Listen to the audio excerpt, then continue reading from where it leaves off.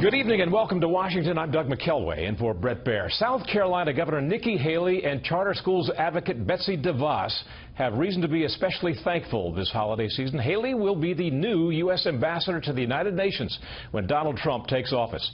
DeVos will run the education department. They join Mike Pompeo, Jeff Sessions, and Lieutenant General Michael Flynn in the growing Trump administration. Correspondent Peter Doocy is in Palm Beach, Florida tonight with details. Good evening, Peter. Good evening, Doug. The president-elect's cabinet will not just be filled with people who have supported him from the start. He's adding some critics, some friends, and some others that are impressing even his most bitter rivals. The man Trump once called low energy had high praise for one of his nominees today. Jeb Bush tweeted, quote, "Betsy DeVos is an outstanding pick for Secretary of Education. I look forward to her bold leadership at the U.S. DOE.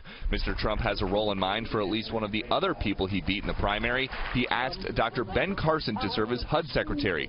Carson said today he thinks he's got what it takes to clean up inner cities, but has not definitively accepted the job." Additionally, the president-elect tapped South Carolina Governor Nikki Haley, who was a major detractor as recently as a few months ago, to serve as the U.S. ambassador to the UN. And another of 2016's fiercest Trump critics, Mitt Romney, is still under consideration to be the next Secretary of State. But that bothers early Trump backer Mike Huckabee, who thinks a Romney apology is in order before a job offer can be made. He attacked him on a personal level about his character, integrity, his honor.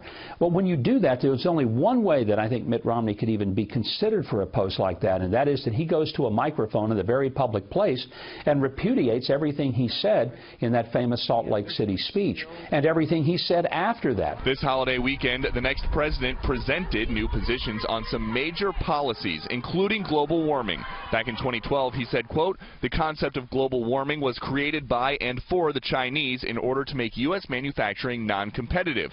But in response to a question Tuesday about whether or not humans are responsible for climate change, Trump replied, quote, "I think there is some connectivity." Mr. Trump also seems to have adjusted his stance on waterboarding. During the campaign, he said this: "Waterboarding is fine, but it's not nearly tough enough, okay?" But now his position is more in line with the man who could be his next defense secretary. General Mattis is a strong, highly dignified man. I met with him at length, and I asked him that question.